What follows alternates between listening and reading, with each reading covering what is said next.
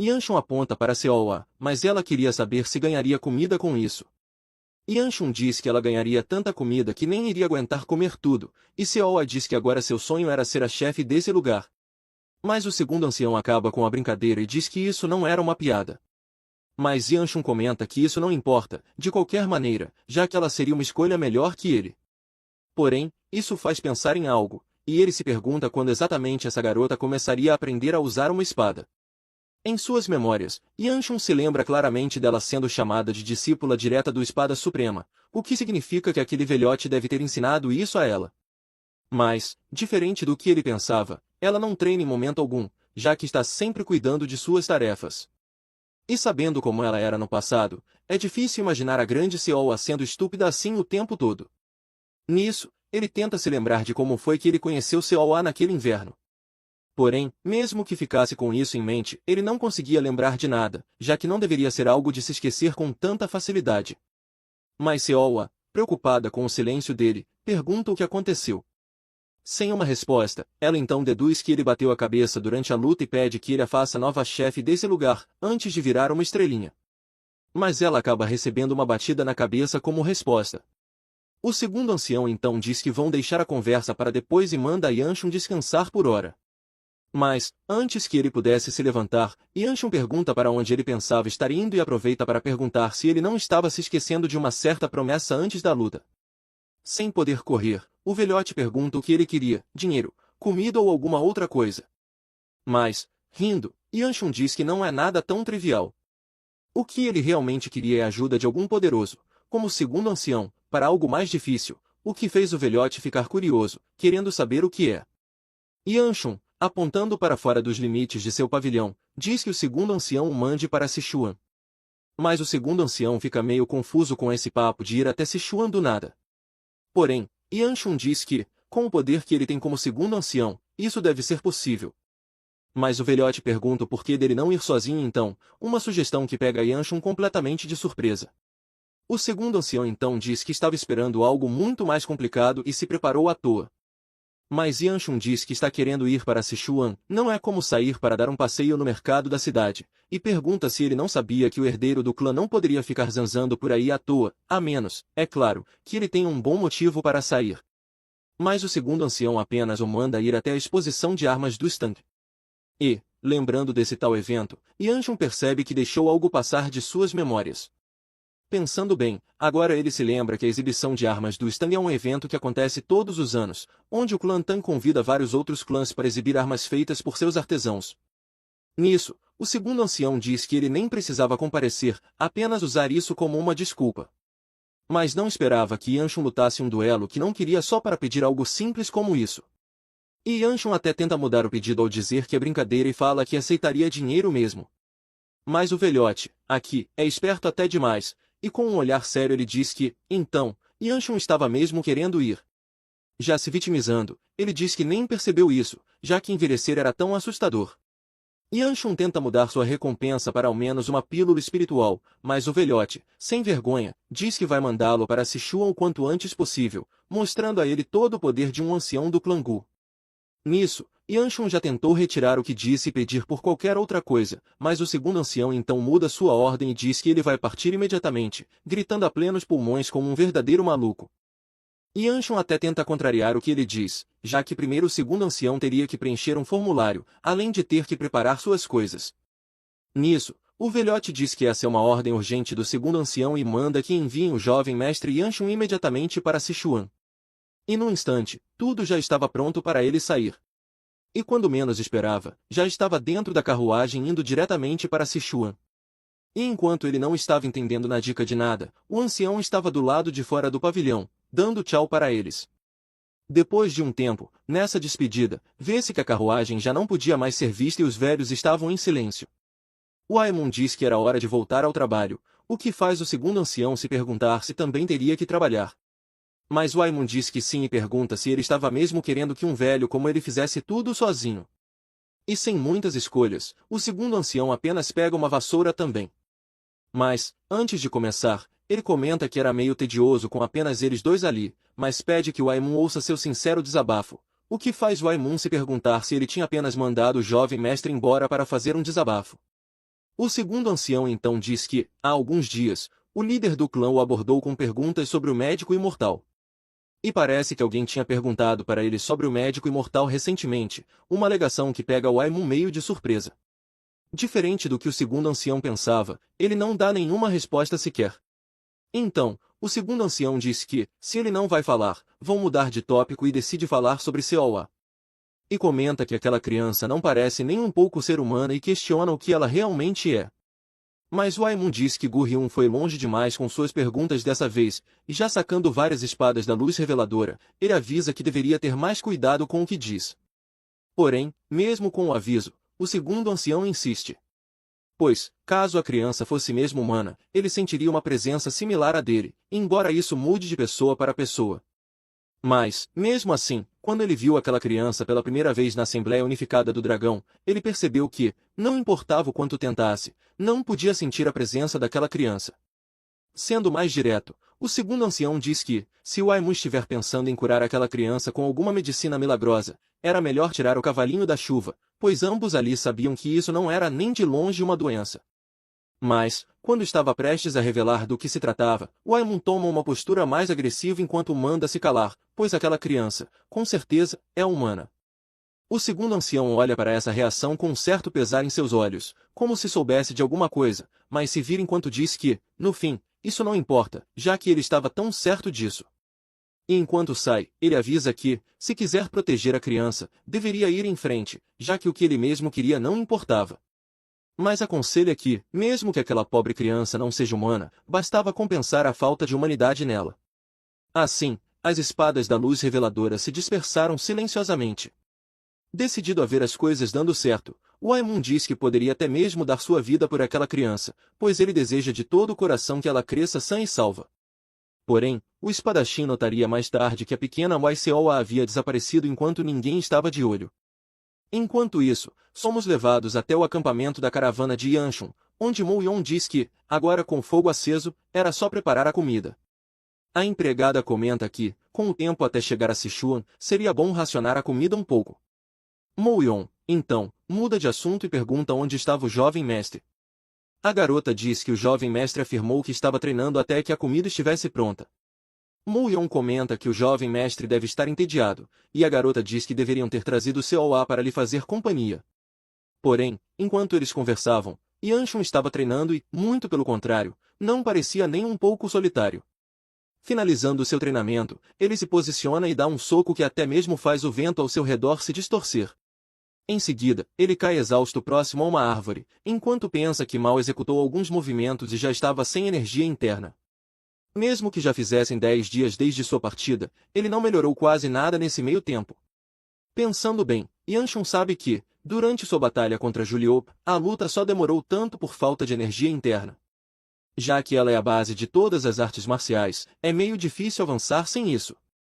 Sendo assim, o único jeito de continuar seria aumentando sua energia interna. Olhando para sua mão, ele se recorda do momento em que absorveu aquela pedra demoníaca. Nisso, ele se lembra que a arte demoníaca de absorção é uma maneira de absorver energias das pedras demoníacas, assim como fazem com as pílulas espirituais. Porém, a absorção dessa energia acaba afetando o corpo do usuário com o tempo, já que estão falando de energia demoníaca. Mas, por alguma razão, a chama de fogo Gu purificou essa energia, o que resultou num rápido aumento de sua energia interna sem nenhuma consequência. Isso, no entanto, não mudava o fato de que ainda era uma arte do demônio celestial, e seria melhor evitar usá-la para não criar mais confusão, pois ele mal conseguiu escapar do caminho demoníaco e, certamente, não estava a fim de voltar para lá agora. Nesse momento, Yanshun escuta o grito de uma das empregadas vindo do acampamento. Mo Yon pergunta o que tinha acontecido com a moça, mas ela estava meio perdida, sem conseguir explicar direito. Yanshun se perguntava o que diabos tinha acontecido dessa vez, e Mo Yon diz que era algo dentro da carruagem. Rapidamente, Yanshun se aproxima da carruagem para descobrir o que assustou a empregada, apenas para dar de cara com nossa pequena esfomeada Seowa, que saía de seu esconderijo. Como se nem tivesse quase matado a empregada de susto, ela diz ao jovem mestre que decidiu vir junto. Para entender melhor essa situação, vamos voltar ao momento em que o pessoal estava arrumando as coisas para sair. O velhote Aimun diz a Seowa que ela não poderia ir, já que ainda não aprendeu a fazer seus serviços corretamente. Seoa pergunta por que ele a deixou ir da última vez, e o Aemon responde que, na Assembleia, havia pessoas que poderiam evitar que ela cometesse erros, mas dessa vez não era o caso em Sichuan. Achando que ela entendeu, ele manda que ajude a mover o resto da bagagem para dentro. Assim, ela obedece, sem questionar muito, pensando que o jovem mestre ficaria fora por mais ou menos um mês. Porém, ela pensa que, no momento, não é de grande ajuda nas tarefas, e seu jovem mestre odeia pessoas inúteis, o que deixa Seoa sem escolhas. No momento em que estava arrumando as coisas, uma voz pediu que ela esperasse. Assustada, ela pergunta, enquanto treme de medo, quem disse isso? Depois de um tempo procurando, ela não encontra nada e já pensa que a voz pode ter vindo da caixa. No momento seguinte, ao se inclinar para ver o interior da caixa, uma mão pálida a empurrou para dentro. Seoa, depois de perder o equilíbrio, foi parar dentro da caixa.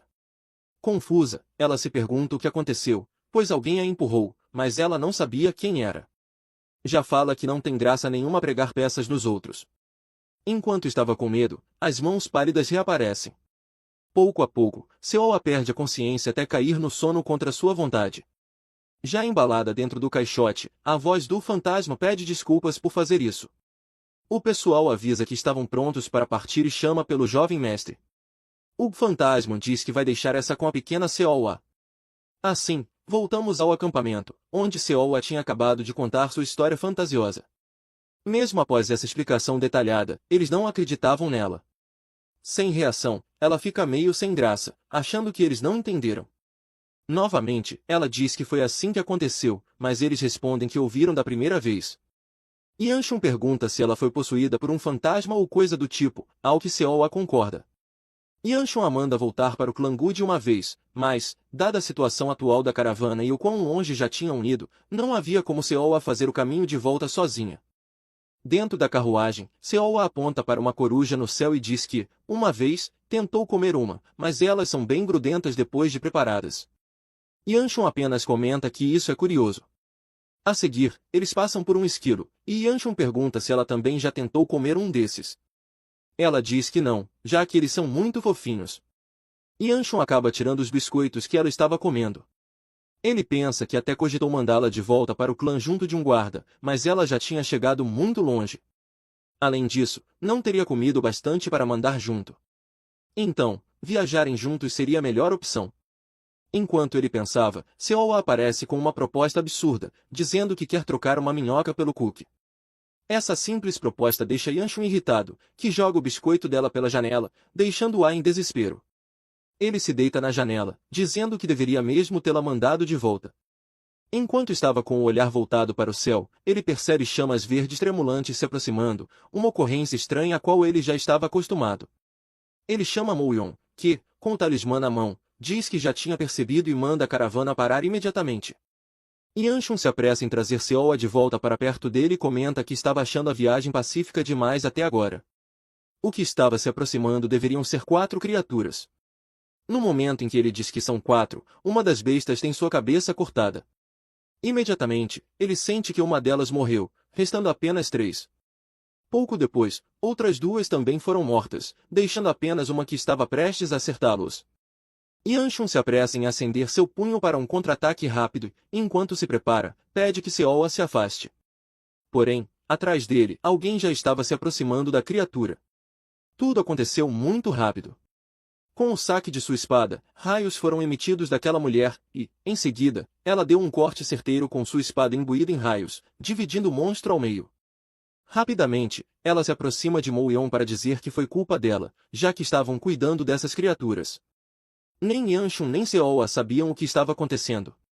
Sendo um pouco mais intrometida, Seoa acena na direção da moça, chamando por ela. Yanshun, por um momento, parece ter percebido algo que o confundiu, mas logo se arrepia ao perceber que, de fato, estava diante dela naquele exato momento. Na verdade, essa mulher de cabelos brancos já foi vista nas memórias de Yanshun antes dele morrer. A garota de agora, com certeza, era ela. Ao perceber que eles estavam indo para Sichuan, ela decide ir junto. Yanshun só conseguia ver a sombra do que aquela garota se tornou no futuro. Com sua voz delicada e um rosto angelical, ela pergunta se poderia ir junto deles e aproveita para se apresentar.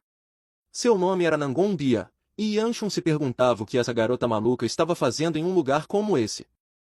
Mudando para as lembranças de Yanshun, podemos ver que o jubileu estava se servindo de um cara que já foi de base, e parece que não veio sozinho, pois, além de uma revoada de corvos, o chão estava coberto de corpos. Mais ao fundo, de pé, estava apenas Yanshun e Nangon Bia, observando essa cena aterrorizante. Yanshun pergunta se ela era a única a sobreviver e se já tinha matado todos eles, mas ela não responde e faz outra pergunta, querendo saber o que o líder do culto disse.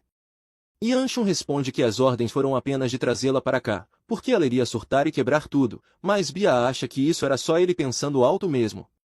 Yanshun comenta que ela ao menos tinha algum senso para entender isso. Nisso, ele diz que estão de saída, mas Bia começa a ir no sentido completamente errado.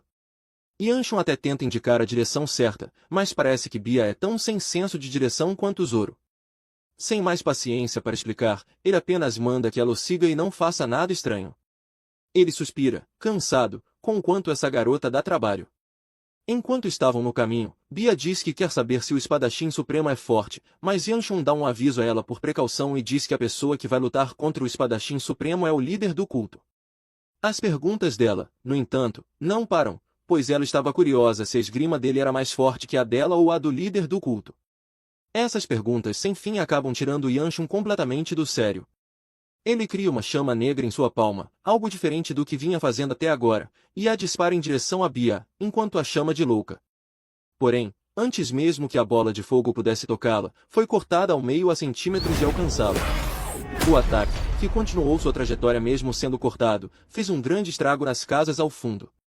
Com seus olhos brilhando em roxo, Bia começa a faiscar enquanto pergunta se ele, por acaso, estava a fim de brigar. Em resposta a essa pergunta, Yanshun apenas suspira e aponta, dizendo que aquela não é a direção certa. Pegando Bia de surpresa, ele diz que, se ela entendeu, era melhor apenas segui-lo sem pensar demais. Minutos depois, eles estavam descendo uma enorme escadaria para a parte baixa do vilarejo. Depois de mais um suspiro de Bia, Yanshun já se vira irritado, dizendo que, se ela fizer mais perguntas sobre os Três Supremos, ele vai rasgá-la ao meio dessa vez. Porém, ela apenas aponta uma direção, dizendo que isso parece um atalho. Isso deixa Yanshun ainda mais irritado, e ele já ia perguntar de onde diabos ela estava tirando essa ideia de atalho. Mas, no instante seguinte, ela já tinha desaparecido sem deixar rastro algum. Naquela viagem, Yanshun chegou ao destino em cerca de um dia, enquanto Bia levou um pouco mais de 4 dias.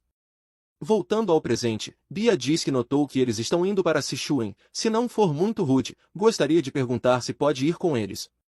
Yanshun diz que não estão indo para Sichuan e que, com certeza, era rude ela perguntar isso. Ele já imaginava que seria loucura se envolver com essa maluca novamente. Porém, fora isso, ele ainda tinha algumas coisas que queria dizer. Sendo mais direto, ele diz que não pode apenas acreditar na palavra dela, que diz ser do clã Nangon. Bia fica pensativa por um momento, então pergunta se esse era mesmo o caso. Olhando meio sem jeito, ela fecha os olhos e começa a faiscar novamente, só que com uma intensidade ainda maior que antes. Depois de alguns instantes, um imenso pilar de energia surge de seu corpo, indo em direção aos céus, como se estivesse prestes a virar um Super Saiyajin. Vendo isso, Yanshun percebe que essa era a forma da espada do governante. Ele pensa que, se ela usar isso ali, todos vão pelos ares. Após breves pensamentos, Bia abre seus olhos novamente, e, no momento seguinte, uma poderosa explosão irrompe da localização deles, levantando uma enorme cortina de poeira. Bia então diz que isso era tudo que poderia mostrar por enquanto, já que não estava adepto o suficiente ainda. Yanshun, sentindo a ameaça, coloca a espada contra o pescoço dela. Bia pergunta se isso era evidência suficiente de quem ela é. Sem outras opções, Yanshun reconhece que ela é mesmo do clã Nangon. Desculpando-se, ele diz que com certeza não deveria andar por aí com uma pessoa com artes marciais tão temíveis. A cena então corta, e vemos Bia próxima da fogueira com um pobre sapinho no espeto. Seowa, muito curiosa, diz que ela parece que vai dormir ali. Yanshun já esperava por isso. Ele pensa que estava aliviado por ela não dizer nada depois de ser rejeitada, mas nunca imaginou que ela seguiria a carruagem até ali, mesmo ele tendo dito que não estavam indo para Sichuan. Nisso, ele decide que ignorar essa garota é a melhor coisa a se fazer agora, tratá-la como se ela nem mesmo existisse. Ele se vira onde Seowa estava e diz que ela não deveria fazer coisas idiotas, como ir falar com aquela mulher. Mas Seoa já tinha sumido, e quando Yanshun olhou, ela já estava sentada ao lado de Bia, ensinando-a como tirar a pele de um sapo. No meio do seu tutorial de culinária estranho, Seoa é interrompida quando é puxada por alguém, e Yanshun pergunta o que ela acha que estava fazendo. Como se não fosse nada, ela diz que a garota de cabelo branco estava indo comer um sapo, então decidiu ajudar. Yanshun diz que mandou ela não mexer com isso, porém Seoa não se lembra dessa parte. Chegando perto de Bia, ela a encara diretamente enquanto pensa. Yanshun até tenta dizer que sabe que ela faz parte do clã Nangon, mas, antes que continuasse, Bia o para e pergunta por que ele é assim com ela, que apenas acompanha a caravana. Yanshun rebate essa pergunta com outra e questiona o que uma filha de grande família estava fazendo viajando sozinha para terras tão distantes. Depois disso, ela se vira meio envergonhada e diz que saiu junto com outros, mas se perdeu. Yanshun já esperava por essa, já que essa cabeça oca tinha zero senso de direção em sua vida passada, e não havia por que pensar que ela seria diferente agora. Nisso, Yanshun então diz que não estava indo para Sichuan e pergunta por que ela ainda o seguia. Ela responde que teve a impressão de que eles estavam indo para lá, porém meio que admite que eles pareciam não estar mesmo indo para lá. Seoa olha confusa para tudo isso e vê Yanshun negando com a cabeça. Olha de volta para Bia, ainda mais confusa com o que acabou de ouvir, e se vira para Yanshun perguntando, de forma histérica, se eles não estavam mesmo indo para Sichuan. Nessa hora, Yanshun queria mesmo ter mandado ela de volta para o clã. Vendo que a mentira não iria mais colar, Yanshun diz que não pode impedi-la de seguir a carruagem, mas avisa que não vai fazer nada por ela no caminho. Depois disso, ela se apresenta novamente como Nangon Bia, mas Yanshun diz que já tinha ouvido antes. Ela então diz que, como se apresentou, ele deveria fazer o mesmo. Ele já estava prestes a recusar, mas, pensando bem, teve uma boa ideia e se apresenta com o nome de Gu Juliop. Em seguida, ele se apresenta em um tom mais alto, dizendo ser Gu Juliop, do clã Gu, já pedindo desculpas ao talarico por usar seu nome emprestado. Depois daquela noite, mais alguns dias já tinham se passado, e Seoa estava admirando tudo no caminho, até mesmo os mosquitos. Ela então aponta para um esquilo enquanto pergunta se Bia já comeu um. Bia diz que nunca comeu, e Yanshun estava meio irritado por Seoa ter decidido repentinamente sair da carruagem para seguir a pé junto de Nangon Bia, enquanto tagarelava sem parar, o que fez com que o ritmo da viagem reduzisse por causa delas. Yanshun então manda Seoa subir de uma vez para a carruagem, mas ela pergunta se Bia pode entrar. Ela recebe um sonoro não como resposta. Nesse caso, Seoa diz que não vai subir. Yanshun pergunta quem ela acha que é, enquanto Bia pergunta se poderia subir. Sem dar uma resposta, Yanshun se vira para Moyon e pergunta quanto tempo mais levará para chegar ao destino. Moyon diz que seria cerca de um dia caso estivessem na velocidade normal, mas Yanshun pergunta quanto tempo seria no ritmo atual. A resposta para isso são incríveis 3 dias. Sendo um pouco mais direto, Moyon diz que entende a cautela do jovem mestre quanto à senhorita Bia, mas pergunta se ele não poderia ao menos andar com ela por um tempo. Sem muitas opções, Yanshun pensa que pode reconsiderar essas possibilidades em um vilarejo próximo. Mais ao longe, entre as montanhas, estava um enorme vilarejo fortificado, para o qual todos olhavam impressionados. Entrando na cidade, Yanshun reclama que ainda tem um longo dia pela frente, mas Moyon diz que, pelo lado bom, essa noite eles não irão dormir ao relento. Lá atrás, Seoa, que estava pegando uma carona nas costas de Bia, diz que elas vão dormir juntas essa noite, e Bia pergunta se não vai ter problema. Yanshun diz que não se lembra de ter permitido algo assim e manda Seoa descer, enquanto pergunta a Bia por que estava carregando uma serva nas costas. Bia diz que estava carregando Seoa porque ela estava com as pernas doendo. Yanshun, então, fala que, se ela está com as pernas doendo, deveria subir na carruagem. Mas Seoa diz que não vai subir se Bia não for. Yanshun tenta mudar de assunto e diz que Seoa deveria deixar de ser rude e descer dali, enquanto Bia pergunta se Seoa quer descer. Por outro lado, em vez de responder, Seoa aponta na direção à frente deles, onde várias pessoas de azul estavam se aproximando. O cara de cabelos brancos, mais à frente, chama desesperado por sua irmã. Ele pega Bia pelos ombros e pergunta onde ela esteve e se sabia como foi difícil encontrá-la. Bia acaba pedindo desculpas por ter se perdido. O moleque do cabelo branco diz que deveria tê-la amarrado a ele, como havia sugerido, mas Bia fala que isso seria muito constrangedor. O rapaz responde que foi exatamente por isso que ela sumiu, dizendo que ficou muito preocupado com ela. Ele, então, pergunta quem é a garota nas costas de sua irmã. Seowa se apresenta brevemente e diz que esse, ao seu lado, é seu jovem mestre. Yanshun manda ela descer das costas de Bia de uma vez. Porém, Yanshun estava mais preocupado com esse cara, já que, se ele é irmão de Nangon Bia, isso significa que ele é o futuro espadachim do trovão, um dos 5 grandes espadachins do Morim do futuro, sendo o atual dragão do trovão, Nangon Shunjon. O mesmo se apresenta para todos.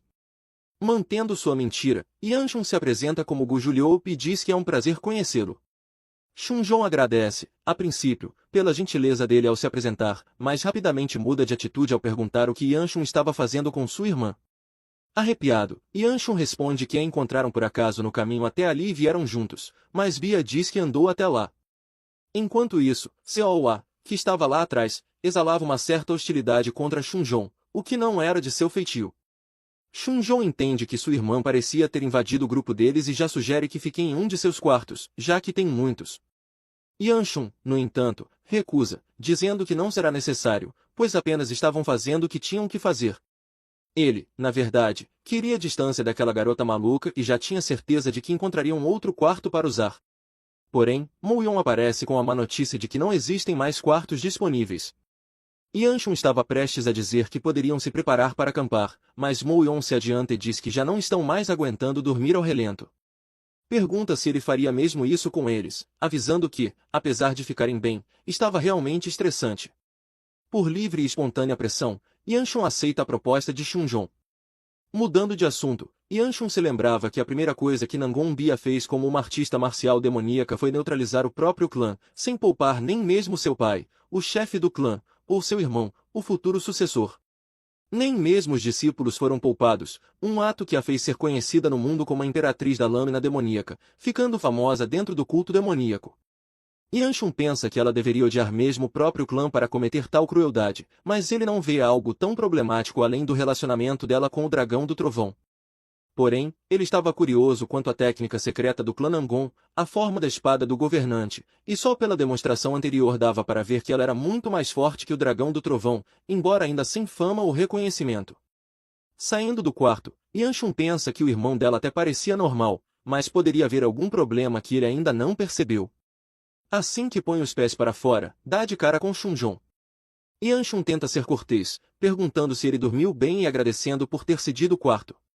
Contudo, diferente do que ele esperava, o convencido grisalho apenas esbarra nele. De forma ameaçadora e irritada, Shunjon manda Yanshun se colocar no seu lugar. Chocado, Yanshun pergunta como é que Shunjon diz que tentou ser amigável com ele, mas que, no fim, ele não vale nada. Em tom agressivo, Shunjon afirma que, se Yanshun se quer tocar ou conversar com a linda irmãzinha dele novamente, será partido ao meio. O mesmo vale para aquele inseto que estava nas costas dela ontem, referindo-se a Seowa. No momento em que Bia aparece na porta, Shunjon muda completamente de atitude, sendo gentil e dizendo que é bom saber que Yanshun dormiu bem.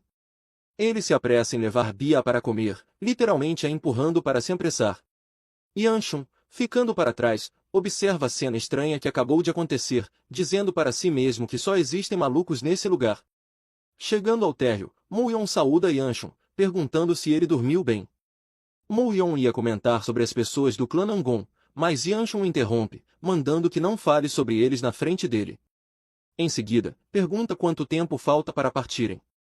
Moyon diz que já está tudo pronto para saírem logo após o café da manhã, e Yanshun agradece, pensando que, pelo menos, Moyon ainda é normal.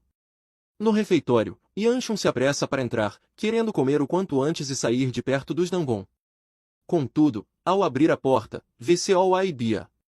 Bia diz que sente muito por não conseguir falar com ele mais cedo, enquanto Seowa, com a boca cheia, dá boas-vindas ao jovem mestre. Ela comenta que os bolinhos são muito bons e sugere que Yanshun experimente. Bia oferece os seus bolinhos, mas Yanshun só queria saber se precisavam mesmo comer juntos. Ao se sentar, ele olha na direção de Bia e diz que não liga de ter Seowa com ele, mas ela era outra história. Apontando para o maligno Shunjon, Yanshun pergunta, você não deveria estar com ele? Bia diz que apenas se sentiu no lugar que estava mais perto, mas esse olhar do irmão dela já estava para abrir um buraco na cabeça de Yanshun. Porém, ela não acredita e olha na direção de seu irmão, que disfarça muito bem enquanto ela estava de olho. Bia comenta que seu irmão estava bem normal para ela. Yanshun já pensa que não tem ideia do que eles estão planejando, mas essa era a última vez que ele pretende ver esses dois antes da exibição de armas em Tang. Nisso, Yanshun diz que estava de saída, e Bia percebe que ele nem tinha comido tudo ainda. Mas Yanshun diz que já comeu o suficiente e pensa que espera não ver esses dois nunca mais. Ele e Seoa se levantam para sair, e Yanshun deseja que ela tenha uma boa refeição. Mas Bia estava meio atonita com a saída repentina deles dois, que foi um tanto apressada. Mas, no momento seguinte, ela sente um cheiro repugnante invadindo seu nariz. Numa estranha coincidência, o esquisito do irmão dela aparece chamando por ela, enquanto pergunta o porquê dela vir para essa mesa, se todos estavam sentados na outra mesa. Porém, esse olhar no rosto de Bia era de temor, um temor que não parecia nem de longe uma rixa qualquer contra o irmão. Era um medo instintivo, como se ela o visse como o mal supremo em sua vida. E, pela energia que ele passou, não dá para dizer que esse idiota é uma boa pessoa. Bia então diz que apenas se sentou com eles por conveniência, mas Chunjong diz que ela deve se sentar com eles na próxima, o que Bia concorda sem dizer mais nada.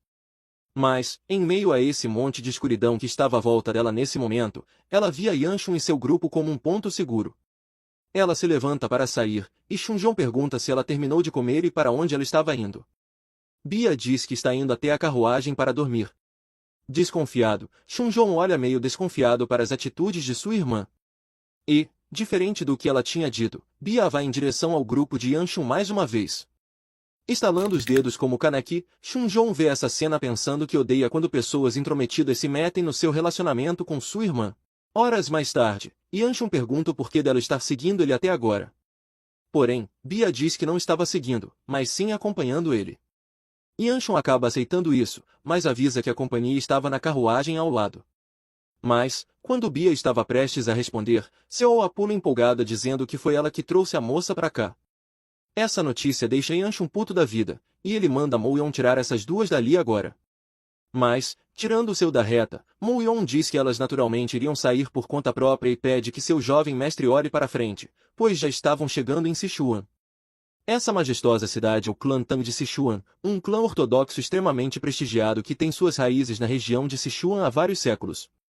Na família Nangon, eles têm precisão, na família Penjiebei, eles têm um vigor inigualável, enquanto o clã Moyon existe uma alta precisão. No entanto, o clã Pen pode até parecer inferior em comparação aos outros grandes clãs, mas eles são, de longe, os maiores manipuladores de veneno e aço que esse continente já viu, e a própria exposição de armas Tang era resultado dessa confiança. Por outro lado, Yanshun estava mesmo preocupado, já que em 3 dias ele precisava encontrar o tesouro. Mas a única coisa que ele sabe é que isso está em Sichuan, além da área geral onde está. Mas, além disso, como ele faria para encontrar isso numa cidade tão grande assim? Sem muitas esperanças, Yanshun já considerava que teria que vazar essa informação para a seita dos mendigos, caso não conseguisse encontrar. Então teria que se apressar o máximo que puder. Mas, enquanto ele estava distraído pensando, Seoa estava impressionada com a vista, e Yanshun reconhece que tomou um susto, mas se perguntava o que Seoa estava fazendo ali. Nisso, a nossa fofa Seoa diz que era a primeira vez que vinha a um lugar tão alto, e a brisa lá em cima era refrescante.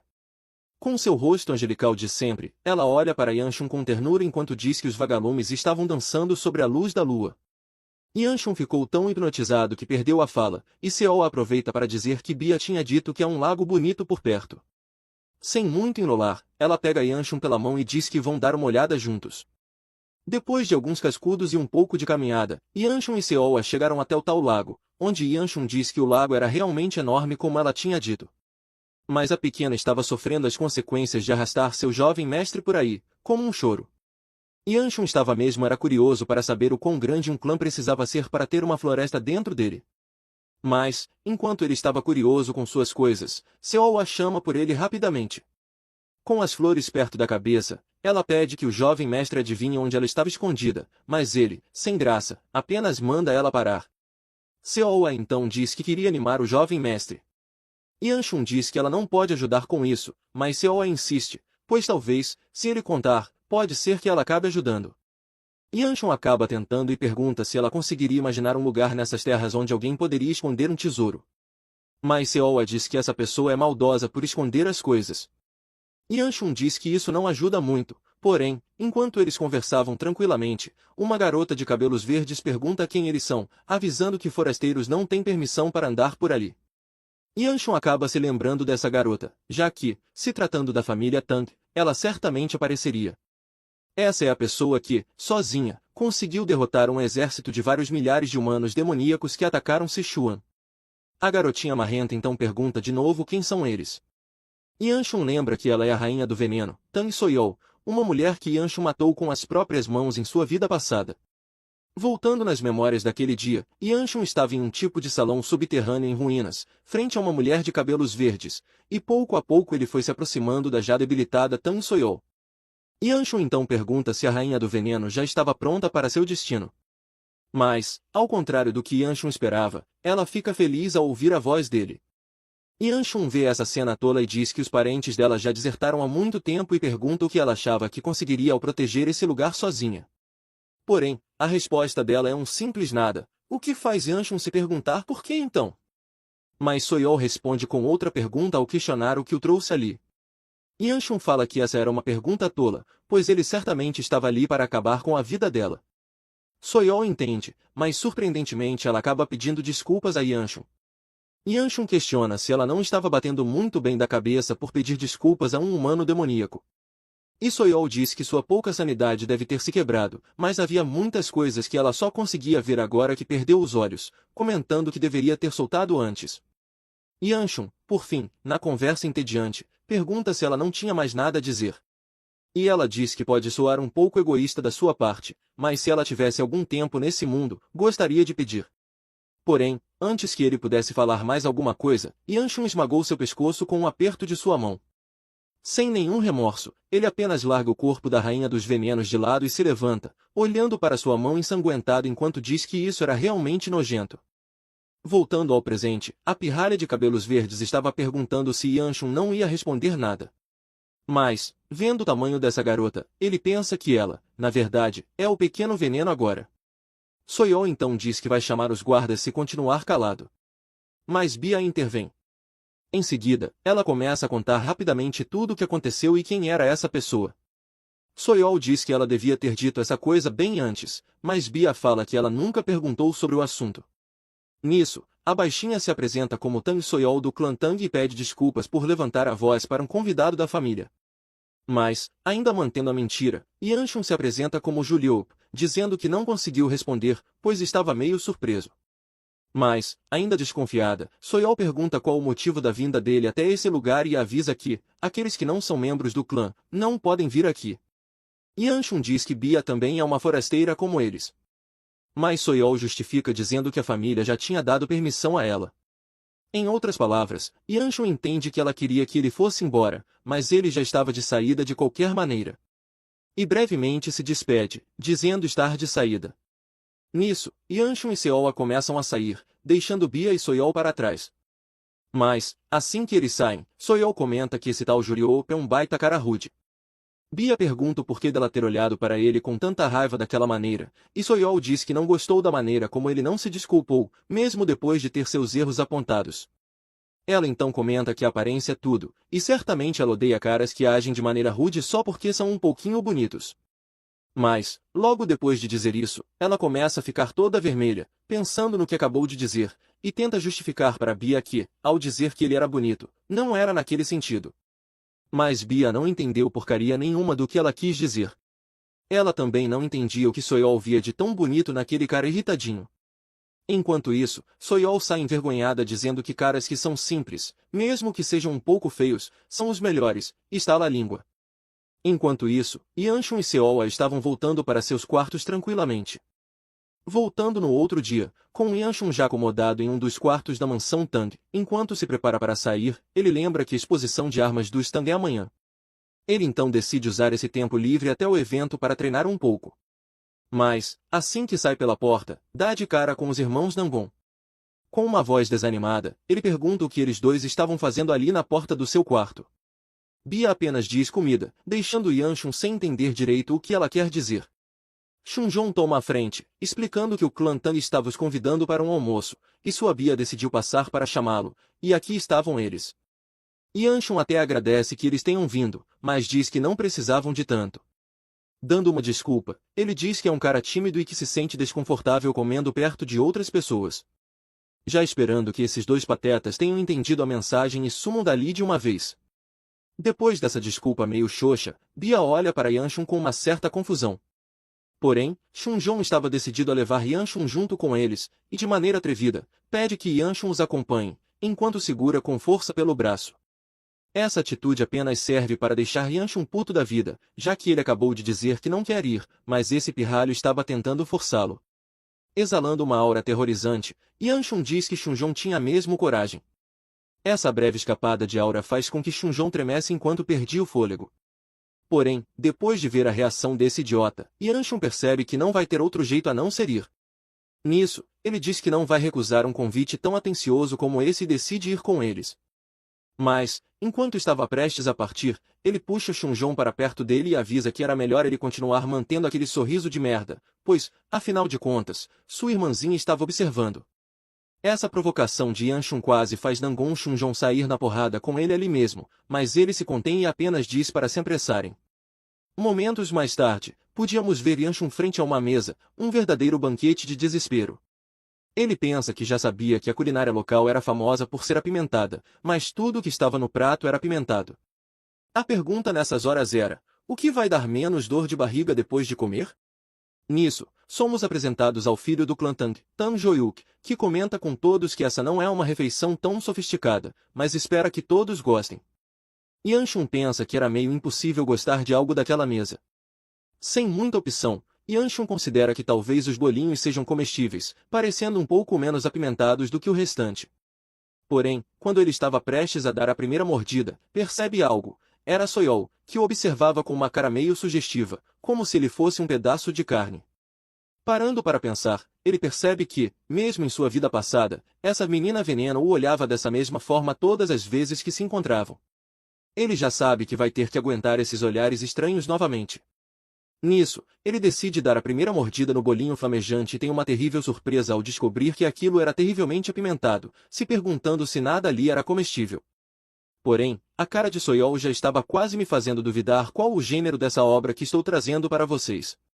Mas, brincadeiras à parte, Yanshun estava quase se tornando um dragão depois de comer o bolinho, quando alguém aparece oferecendo água. Já com a língua queimada, ele agradece à pessoa pelo copo d'água. Em seguida, a mesma pessoa coloca um pedaço de sashimi em seu prato, e vemos que essa pessoa de alma bondosa era a linda Bia, que avisa que aquele prato não tinha pimenta. Yanshun fica surpreso com o gesto, mas não se sabe se sua cara vermelha era de vergonha ou o efeito da pimenta. Nisso, ele comenta que a senhorita Bia era muito casual, ao qual Bia acaba pedindo desculpas. Porém, a pessoa que não estava nada feliz com essa cena de namorico era Shunjong, que, de tanta raiva, acabou quebrando seus hashis. Joyuk pensa que os hashis estavam com defeito e diz que sente muito por isso, mas Shunjong assume a culpa, dizendo que ainda não sabia usar aquilo direito. Contudo, as coisas para Yanshun estavam apenas começando, já que Soyol saiu de seu lugar para se sentar ao lado dele. Mesmo sentada bem ali, pertinho, Soyol não disse uma palavra, e Yanshun achou isso estranho. Quebrando o silêncio, ele pergunta se ela tinha alguma coisa a dizer, deixando a pequena Soyol com vergonha. Mas ele insiste, achando que ela tinha algo a dizer. Depois dessas palavras de Yanshun, ela acaba tomando coragem, aos poucos. Mas, quando ela estava a dizer que gosta dele, Shunjong aparece, interrompendo, enquanto pergunta a Joyuk se o campo de treino deles estava perto. Ele responde que sim, já que ficava logo atrás de onde estavam comendo. Joyuk avisa que sempre fazem a limpeza do lugar, mas as peças do clã raramente o usam, já que possuem suas próprias instalações de treinamento particular. Espertinho como sempre, Shunjong diz que estava a fim de descer até lá, e Joyuk diz que todos já tinham acabado de comer, por isso os levaria até lá para dar uma olhada. Yanshun, que não é bobo nem nada, queria mesmo saber o que esse safado estava planejando. Chegando ao campo de treinamento, Shunjong comenta que esse lugar era mesmo grande, e Yanshun pensa o mesmo, achando grande até demais. Tan Joyuk comenta que seus ancestrais diziam que quanto maior, melhor, mas ele ainda não entendia a necessidade disso tudo. Shunjong ri, dizendo que deve haver algum significado profundo por trás dessa fala. Joyuk comenta que antes sua irmãzinha usava esse lugar para tentar bater nele, mas, agora que cresceu, ela não queria mais lutar com ele. Esse comentário deixa a pequena Soyeol cheia de vergonha, já que teve um segredo meio constrangedor do seu passado revelado bem na frente de Yanshun.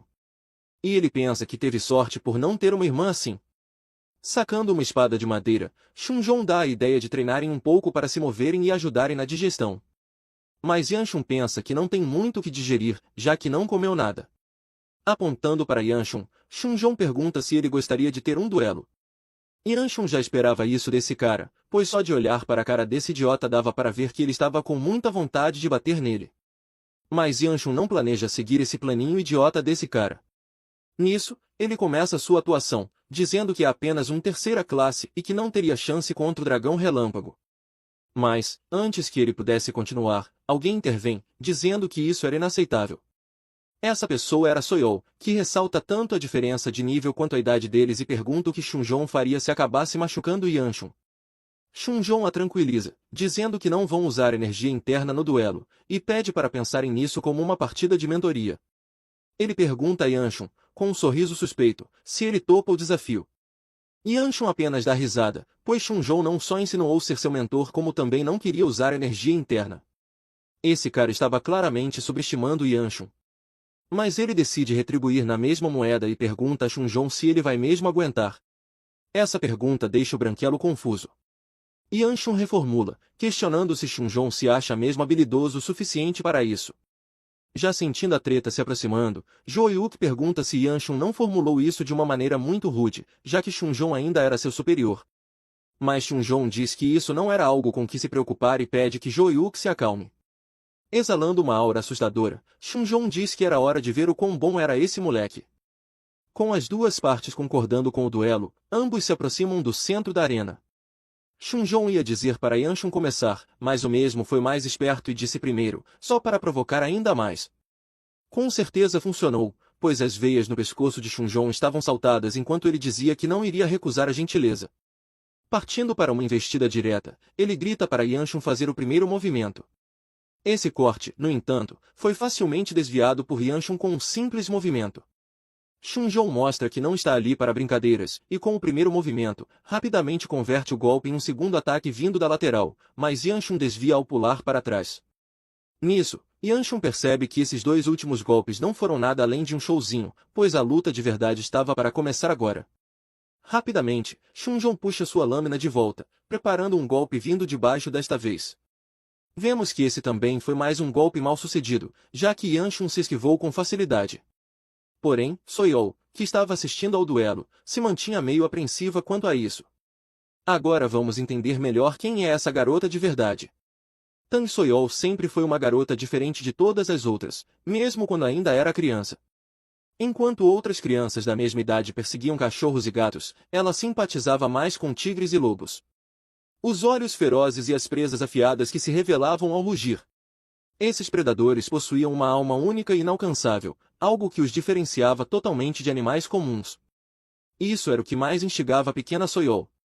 Graças a essas peculiaridades, a jovem garotinha encontrou muitas dificuldades na busca por um amor.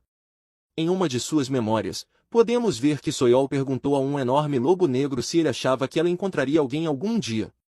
Ela pensava que gostaria de encontrar alguém decente na exibição de armas do Stan dessa vez. Nisso, ela pensa no tal do Shunjong, mas logo conclui que não entende o que todas as mulheres veem de bonito na cara afeminada dele. Acariciando seu lobo, ela diz que não havia ninguém nesse mundo igual a ele. Mas dessa vez a sorte sorriu para a jovem, pois ela finalmente encontrou o que buscava, o amor da vida dela. Alguém que ela nunca esperou encontrar. E esse alguém era nosso amigo Yanshun. Voltamos no tempo para instantes antes do que tinha acontecido na noite passada, quando eles se encontraram. Meio envergonhada, Soyeol olha para Yanshun sem saber o que fazer, já que seu coração estava batendo tão acelerado. Ela pensava estar confusa por causa da friagem e imaginava que ele deveria ser feio e chinfrim como os outros herdeiros quando ela acordasse no dia seguinte. Para sua surpresa, Yanshun parecia ainda mais radiante na manhã seguinte a seus olhos. Ela reparava até nos mínimos detalhes, como seus olhos, e achava fofo o fato de ele não conseguir comer comidas picantes. Até mesmo a forma como ele bebia a água parecia adorável. Voltamos à cena em que ela estava tão impressionada que nem percebeu como foi parar ao lado dele. Ela só percebeu quando Yanshun começou a falar com ela. Toda envergonhada, ela pensava, se era assim que o amor deveria ser, então deveria dar mais um passo adiante. Mas foi interrompida momentos antes de conseguir se declarar. Somos trazidos de volta das memórias dela com o som de algo se quebrando e batendo no chão. Tanto Bia quanto Soyou olhavam para aquilo bem à frente delas, meio desacreditadas. Porém, Soyou, diferente de todos, estava muito impressionada com os feitos de Yanshun, que não só desviou de um ataque cheio de força vindo de Shunjong como também destruiu sua espada em um único golpe.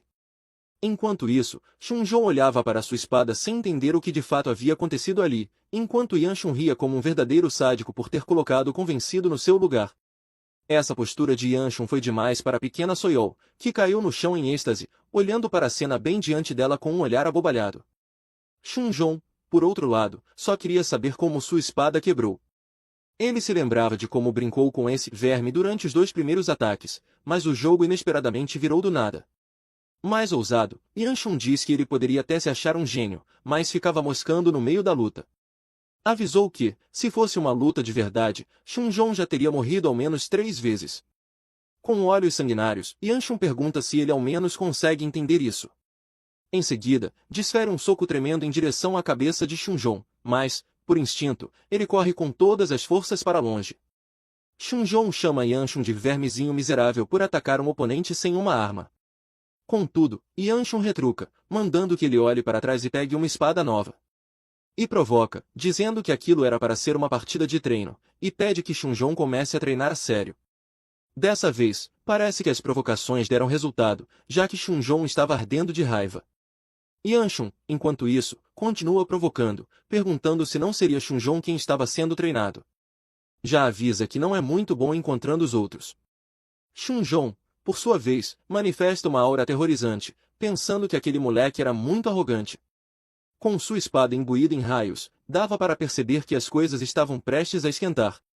Tão rápido quanto um raio, Shunjong passou dando um corte relâmpago com tudo, que Yanshun mal conseguiu desviar. Percebendo que Shunjong estava usando sua energia interna, Yanshun resolve não se segurar mais e diz que vai acabar com ele.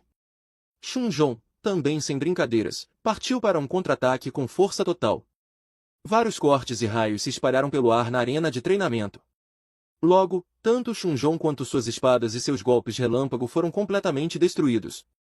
O próprio Shunjong olhava desacreditado, tentando entender como aquele moleque era mais forte que ele. Yanshun então diz que deixou Shunjong se safar muitas vezes nos últimos dias e pergunta se ele não acha o mesmo. Em seguida, desfere o mais famoso e arcaico golpe baixo da história, um chute nos Países Baixos. Depois de matar 2 coelhos com uma cajadada só, todos ali olhavam com espanto para tudo aquilo. Shunjong, literalmente tendo sua alma removida do corpo depois da lapada, caiu no chão com as mãos nas partes enquanto o clima ainda estava tenso na área de treino. Para humilhar ainda mais, Yanshun ria como se tivesse ouvido a melhor piada de todas. Com seu sorriso sádico habitual, ele pergunta a Shunjong se estava dando falta de alguns ovos. Shunjong ainda permanecia no chão, agonizando enquanto segurava os ovos rachados. Com uma voz quase rouca, ele chama Yanshun de desgraçado, mas o mesmo diz que, se ele estava com tanta energia, isso significava que não quebrou nada.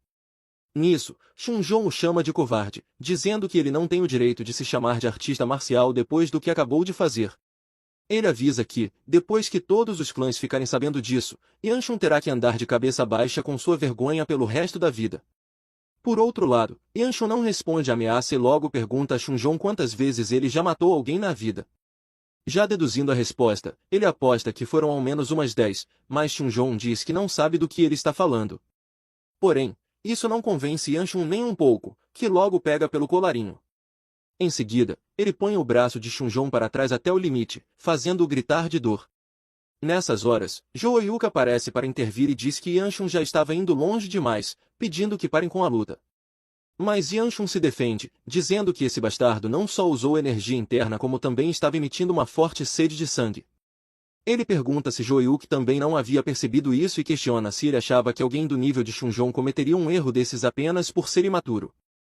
Yanshun continua, afirmando que, além de ser mais velho, Shunjong descumpriu as regras e tentou matá-lo. Joyuki então lembra que Shunjong é do clã Nangon e pergunta se Yanshun acredita que as coisas vão ficar por isso mesmo se ele continuar com o que está prestes a fazer. Yanshun responde que já está se segurando demais, sabendo que Shunjon é do clã Nangon, mas afirma que, se fosse ele no chão agora, todos já saberiam qual seria o fim disso. Conhecendo a personalidade desse idiota, Joyuk nem tinha como contra-argumentar e pergunta o que Yanshun está pretendendo fazer. Em seguida, um som abafado de ossos se quebrando é ouvido. Agora, a merda já estava feita, e não havia mais volta. Shunjon fica lá no chão, derrotado, sem bolas e com a mão da bronha quebrada. Percebendo que seus passatempos da puberdade estavam destruídos, ele grita de raiva com todas as suas forças. Até mesmo Yanshun, que parecia não se arrepender do que acabou de fazer, se perguntava se não havia exagerado um pouquinho com esse fedelho. Saindo dali, ele pensa no que o segundo ancião diria se soubesse que ele acabou de arrebentar com um dos descendentes dos Nangon. No entanto, acredita que, se explicar tudo direitinho, talvez não role nada e até seja parabenizado ao invés de punido. De qualquer forma, as coisas estavam a seu favor, já que ele tinha 3 testemunhas que viram bem que foi Shunjon quem começou a luta.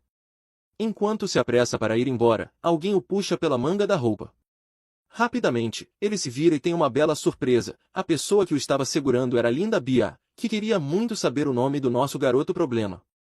Sendo rude como sempre, Yanshun diz seu nome mais uma vez como Gu Juliou, mas ela logo manda na cara dele que estava mentindo, o que o faz se perguntar como ela sabia. Nisso, ele pergunta por que ela queria saber seu nome e se era para poder se vingar em nome de seu irmão. Porém, Bia não dá nenhuma resposta. Ela apenas fica lá, esperando que ele conte a verdade. Yanshun percebe que a expressão dela estava igual, mesmo depois de ele ter espancado seu irmão. Sendo mais ousada, ela se aproxima ainda mais do nosso valentão e pede, mais uma vez, que ele diga seu verdadeiro nome. Essa aproximação repentina pega Yanshun de surpresa.